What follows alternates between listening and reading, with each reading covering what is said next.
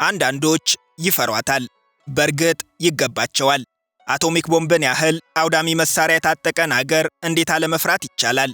ሌሎች በተሳሳተ መንገድ ይረዷታል። ገና ስሟን ሲሰሙ በጦርነት ሰላም ማጣት፣ በድህነቷ ይገምቷታል። በአካል ተገኝተው ያዩት ግን በፍጹም ልባቸው ይወዷታል።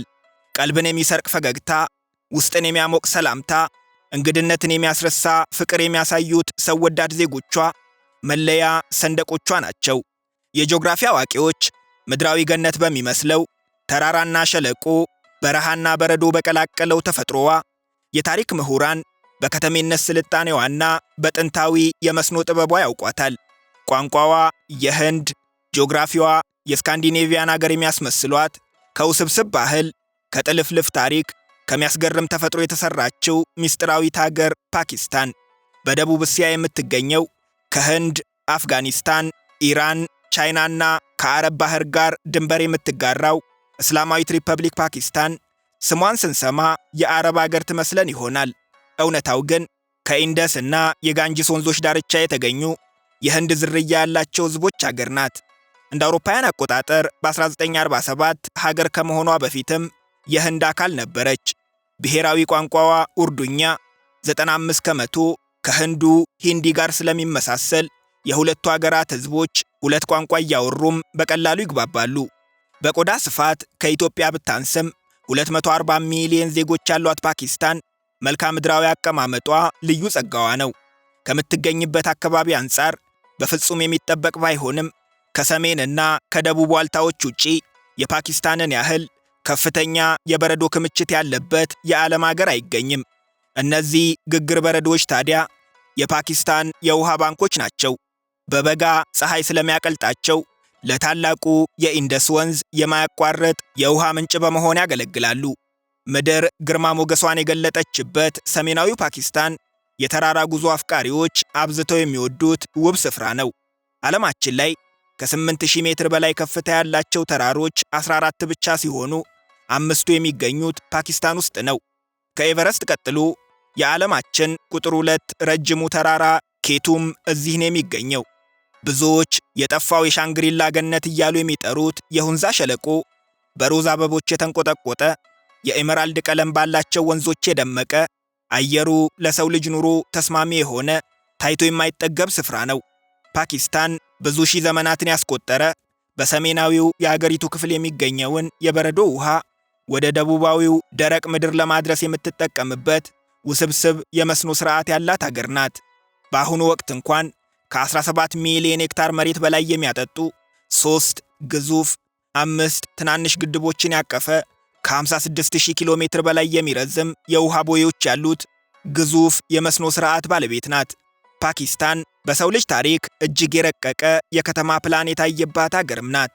የኢንደስ ሸለቆ ስልጣኔ ውጤት የሆኑት ከ5000 ዓመት በፊት የተገነቡት የሞሄንጆዳሮና ሐራፓ ከተሞች በፓኪስታን የሚገኙት።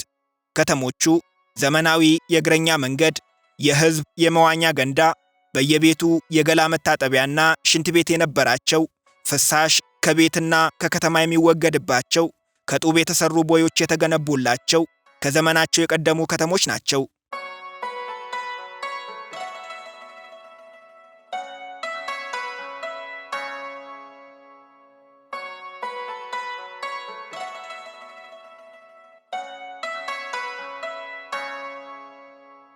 እንደ አውሮፓውያን አቆጣጠር በ1960ዎቹ ባዶ ሜዳ ተጠራርጎ በእቅድ የተገነባችው ዋና ከተማዋ ኢስላማባድ የፓኪስታን የዘመናዊነት ምልክት ናት። በሰው ብዛት ከሚጨናነቁት ከአብዛኞቹ የሀገሪቱ ከተሞች በተቃራኒ ጸጥታ ያረበበባት፣ ታላላቅ የመንግሥት ተቋማት፣ ኤምባሲዎችና የዲፕሎማቶች መቀመጫ ናት። በኢንፎርሜሽን ቴክኖሎጂ ስርጸት፣ በአገልግሎት ዘርፍ ጥራት፣ በታላላቅ ዩኒቨርሲቲዎችና የምርምር ተቋማት መገኛነት፣ በንጹህ ጎዳናዎቿ፣ ሰላማዊ ነዋሪዎቿና እጅግ በተደራጀው መሠረተ ልማቷም ትታወቃለች። ኢስላማባድ የፓኪስታን ዋና ከተማ ትሁን እንጂ በሕዝብ ብዛት ግን በሀገሪቱ ከሚገኙ ትላልቅ ከተሞች ውስጥ አትመደብም። በቅርብ ጊዜ በወጣ መረጃ መሠረት የነዋሪዎቿ ብዛት 1.1 ሚሊዮን ብቻ ነው። ከተማዋ በአስተዳደራዊ መዋቅር 5 ዞኖች፣ በተግባር ግን የመኖሪያ፣ የንግድ፣ የአስተዳደር፣ የዲፕሎማሲ፣ የትምህርት፣ የኢንዱስትሪ፣ ገጠርና አረንጓዴ ዞን በሚል በ8 ትከፈላለች። ከተማዋ ለተፈጥሮ የሰጠችው ትኩረት ብዙ ከተሞች ሊከተሉት የሚገባው ልዩ መገለጫዋ ነው። ከአጠቃላይ የቆዳ ስፋቷ ትልቁን ድርሻ የሚይዙት ጫካ፣ ፓርክ፣ የህዝብ መናፈሻዎችና የውሃ አካላት ናቸው። በከተማዋ እምብርት ላይ የተሰየመው አራቱን የሀገሪቱን ግዛቶች የሚወክለው የፓኪስታን ሐውልት፣ የብሔር ብሔረሰቦቿ ባህል የሚታይበት የሎክቪርሳ ሙዚየም፣ በልዩ የኪነ ሕንፃ ጥበቡ የሚታወቀው ዝነኛው የፋይሰል መስጊድ ቱሪስት ሆነው ኢስላማባድ ከመጡ መጎብኘት የሚገባውት የከተማዋ መገለጫዎች ናቸው።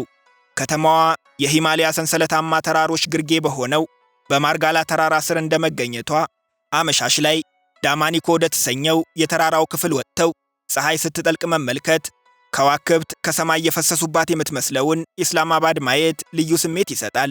እዚህ ላሆርን ያላየ እንዳልተወለደ ይቆጠራል ይባላል።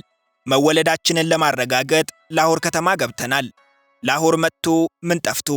ሀብትና ድህነት፣ ባህልና ዘመናዊነት፣ ጸጥታና ትርምስ በአንድ የሚገኙባት ጥንት የሙጋሎች መናገሻ የነበረች ዛሬ የፑንጃብ ግዛት ዋና ከተማ ነች።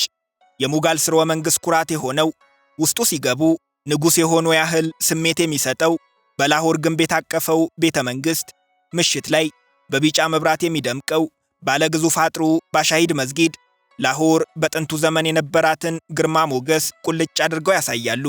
ላሆራውያን ማንም ከተማችንን የረገጠ ሰው ጋዋል ማንዲ ጎዳና መጥቶ አሳስጠብሶ ካልበላ፣ የበቅል ጥም አዞ መቅኔውን ካልጠጣ፣ በቅመም የጣፈጠ ወጣችንን ካልቀመሰ፣ ባናቱ አንድ ብርጭቆ ወፍራም እርጎ ሳይከልስ ከተመለሰ እንዳታምኑት ላሆር አልመጣም ማለት ነው ይላሉ።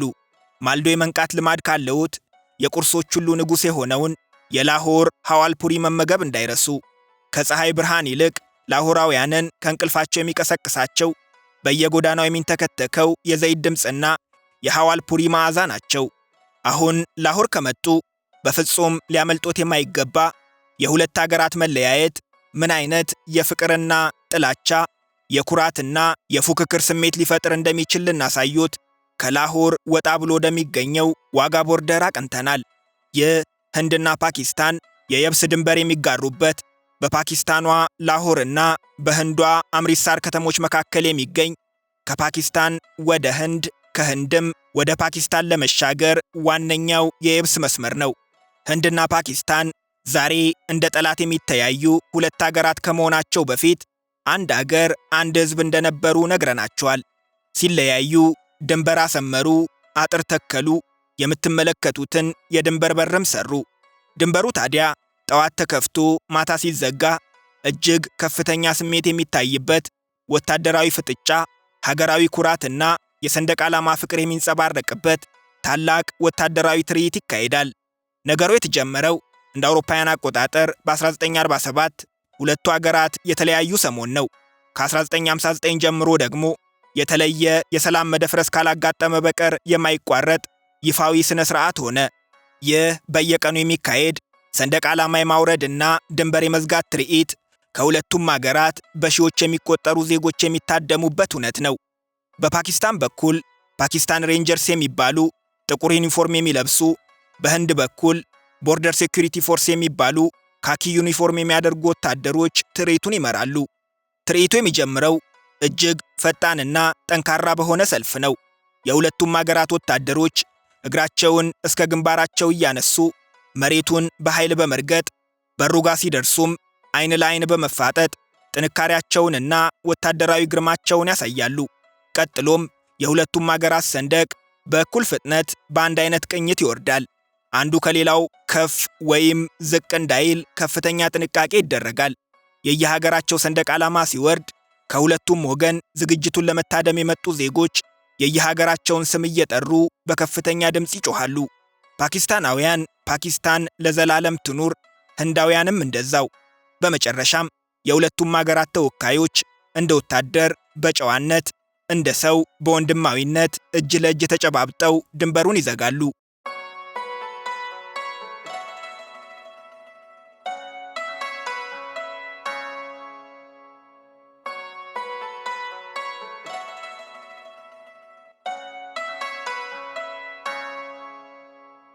ከ10 ግዙፍ የዓለም ከተሞች አንዷ የሆነችው በደቡባዊ ፓኪስታን በአረብ ባህር ዳርቻ የምትገኘው ካራቺ ከ20 ሚሊዮን በላይ ነዋሪዎች ያሏት የፓኪስታን ትልቋ ከተማ ናት።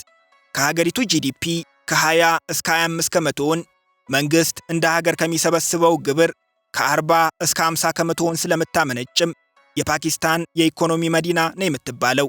95 ከመቶ የወጪ ገቢ ንግድ የሚንቀሳቀስባቸው የካራቺና የቢንቃሲም ወደቦችን ጨምሮ የሀገሪቱን ኢኮኖሚ የሚመሩት ከጨርቃጨርቅ እስከ ግዙፍ ባንኮች፣ ከከባድ ኢንዱስትሪ እስከ ሚዲያ ተቋማት ዋና መቀመጫቸው እዚህ ነው። ካራቺ በሰዎች ፍጥነት፣ በድምፅ ሁከት፣ በትራንስፖርት ግርግር ስለምትታወቅም እንቅልፍ የማትተኛው ከተማ ወይም ሲቲ ኦፍ ላይትስ ይሏታል። ካራቺ ከመጡ አንድ ብሂል ይሰማሉ። በካራቺ ማንም አይራብም ይባላል። ከተማዋ ከናጠጡ ሀብታሞች እስከ ኔቢጤዎች ሁሉንም እንደየፍላጎታቸው መመገብ የምትችል የፓኪስታን የባህል ምግቦች እምብርት ናት። ይህንን ለማረጋገጥ ካረፉበት አካባቢ ባጃጅ በእነሱ አጠራር ሪክሾ አስቁመው በርንስ ጎዳና አድርሰኝ ብለው ይሳፈሩ። ምግብ ወዳድ ከሆኑ ጣት የሚያስቆረጥም ኬባብና ኒሃሪ፣ በተለይም ፓኪስታን በመላው ዓለም የምትታወቅበት ቢሪያኒ በተመጣጣኝ ዋጋ የሚያገኙበት የጎዳና ላይ የምግብ ገበያ ነው። የለም ኪሴ ወፍራም ነው ካሉም በአረብ ባህር ዳርቻ ወደሚገኘው ዱዳሪያ ሄደው በነፋሻ አየር እየተዝናኑ ምርጥ የባህር ምግቦችን ማጣጣም ይችላሉ። እዚህ ከመጡ አይቀር ግን ኮላቺ የሚል የሬስቶራንት ስም ፈልገው ቢገቡ ሲወጡ ያመሰግኑናል። የተጠበሰ በቆሎ እየገመጡ ግመልና ፈረስ እየጋለቡ የማይረሳ ጊዜ ለማሳለፍ ክሊፍተን የባህር ዳርቻ ሰው የማይበዛበት ቦታ ከፈለጉም ሙባረክ ሰፈር መሄድ ይችላሉ። በሰሜን ምስራቅ ፓኪስታን የምትገኘው የፑንጃብ ግዛት ሀብታሟ ከተማ ሲያልኮት የዓለም የእግር ኳስ ምርት እምብርት፣ የፓኪስታን የኢንዱስትሪ ኩራት ናት። የዓለም ዋንጫ፣ የአውሮፓ ሊጎችን ጨምሮ ዓለማችን ላይ ከምናያቸው የእግር ኳሶች 70 ከመቶ የሚሆኑት የሚመረቱት እዚህ ነው። ዓለማችን ላይ ውድ ኳሶችን በመሸጥ የሚታወቁት ናይኪ፣ አዲዳስና ፑማ ኳሶቹ ላይ ስማቸውን እየለጠፉ ለገበያ አቅርቧቸው እንጂ አብዛኞቹን ኳሶች የሚያመርቱት የፓኪስታን ድርጅቶች ናቸው። ሲያልኮት ከፍተኛ ጥራት ያላቸውን የቴኒስ ራኬት፣ የክሪኬት መምቻና የሕክምና መሳሪያዎች በማምረትም ትታወቃለች። የታላቁ ፈላስፋ የሕግ ባለሙያና የፓኪስታን ብሔራዊ ገጣሚ የዶክተር ኢቅባል የትውልድ ስፍራ በመሆኗም የኢቅባል ከተማ በሚል ቅጽል ስም ትጠራለች። ሙፈኪሪ ፓኪስታን ወይም የፓኪስታን አሳቢው ሰው የሚባሉት ዶክተር ኢቅባል የተወለዱበት ቤት ኢቅባል ማንዚል በሚል መጠሪያ ሙዚየም ሆኖ ይጎበኛል። ፌሪ ሜዶ በሰሜናዊ ፓኪስታን በጊልጊት ባልቲስታን ግዛት የሚገኝ ጀብደኛ ቱሪስቶች የሚወዱት እጅግ አስፈሪም እጅግ ማራኪም የሆነ ተራራማ ስፍራ ነው። ከሩቅ ሲያዩት አግራሞትን፣ ሲሄዱበት ፍርሃትን የሚያጭረው ወደ ተራራው የሚወስደው በተለምዶ የጂፕ መንገድ እየተባለ የሚጠራው በቱሪስቶች ዘንድ ዝነኛ የሆነው መንገድ እዚህ ነው የሚገኘው። ምንም አይነት የመከላከያ አጥር የሌለው በአንድ ወገን የድንጋይ ተራራ፣ በሌላ ወገን እጅግ የሚያስፈራ ገደል ያለው ይህ ጠባብ መንገድ በዝናብ የሚያዳልጥ በበጋ የሚያንሸራትት መሆኑ አካባቢው በተደጋጋሚ ለመሬት መንሸራተት ከመጋለጡ ጋር ተደማምረው አደገኛው መንገድ የሚል ስም አሰጥተውታል። ይህንን አደገኛ ገደል ማለፍ የሚቻለው መንገዱን የእጃቸውን መዳፍ ያህል የሚያውቁትን የአካባቢውን ሹፌሮችና በልዩ ጥንካሬያቸው የሚታወቁ የጂፕ መኪኖችን በመጠቀም ነው። ይህንን አደገኛ መንገድ አልፈውም የተራራውን ጫፍ ለመጎብኘት ከ2 እስከ 3 ሰዓት የሚረዝም የእግር ጉዞ መኖሩ ተራራ ለመውጣት የተለየ ፍቅር ከሌለዎት በቀር በቀላሉ የሚሞከር አይደለም።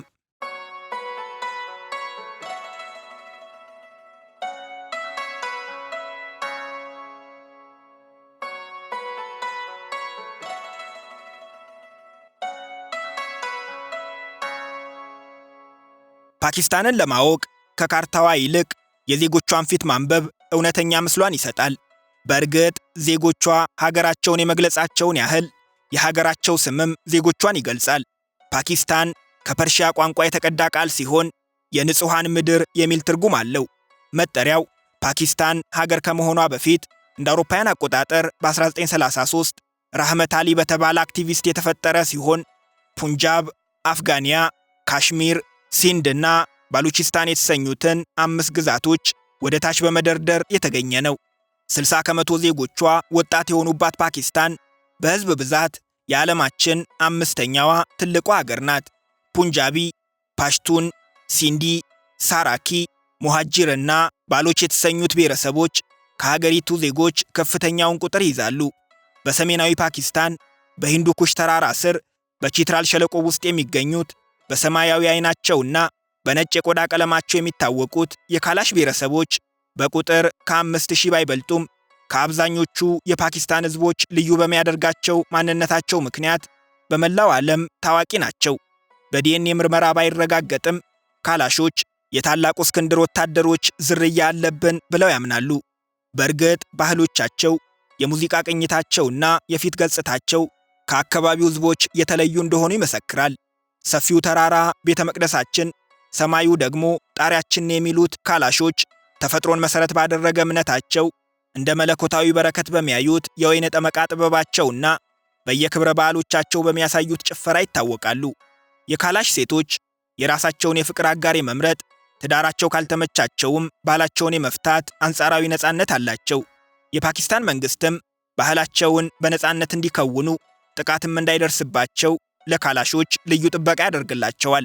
ካላሾች ከመሃል አገር ርቀው የሚገኙ እንደመሆናቸው በአካባቢው የትምህርትና የጤና ተቋማት በበቂ ሁኔታ ተደራሽ አለመሆናቸው ከኑሮ ጫና ጋር ተደማምሮ ወጣቶቻቸው ለከፍተኛ ትምህርትና ለተሻለ ሥራ ወደ ከተሞች እንዲፈልሱ ያደርጋቸዋል።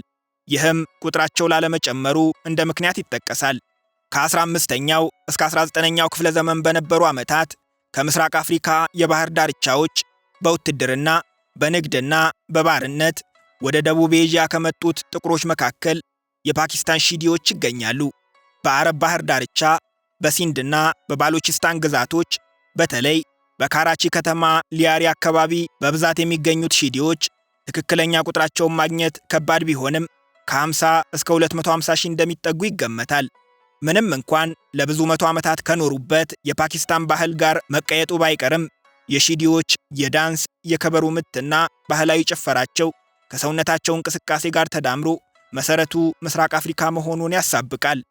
ሺዲዎች በብዛት በዝቅተኛ ኢኮኖሚ ደረጃ የሚገኙ፣ በጉልበት ሥራ፣ በአሳ አስጋሪነት፣ በእርሻና በከብት እርባታ የሚተዳደሩ ሲሆኑ በካራቺ ሊያሪ አካባቢ ደግሞ በስፖርት በተለይም በእግር ኳስና በቦክስ ይታወቃሉ።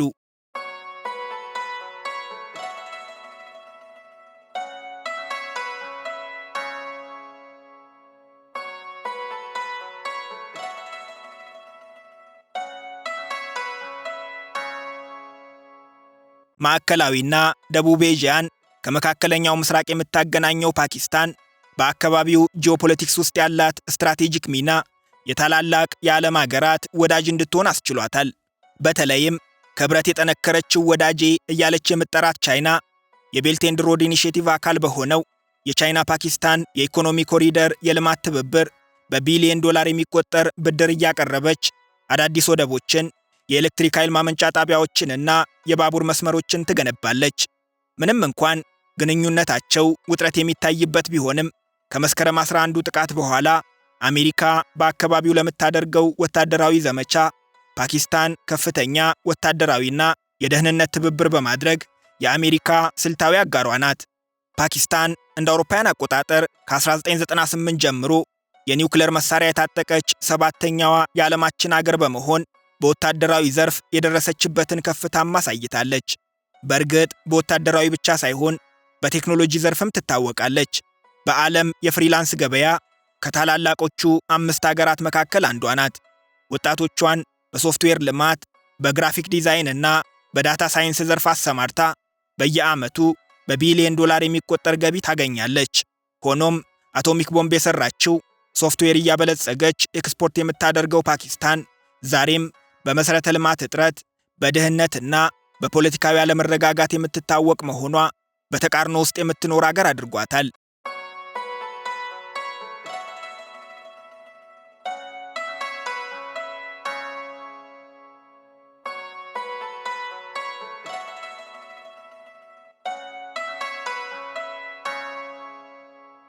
የዛሬ ጉብኝታችንን በዚሁ አበቃን። አብራችሁን ስለቆያችሁ እናመሰግናለን።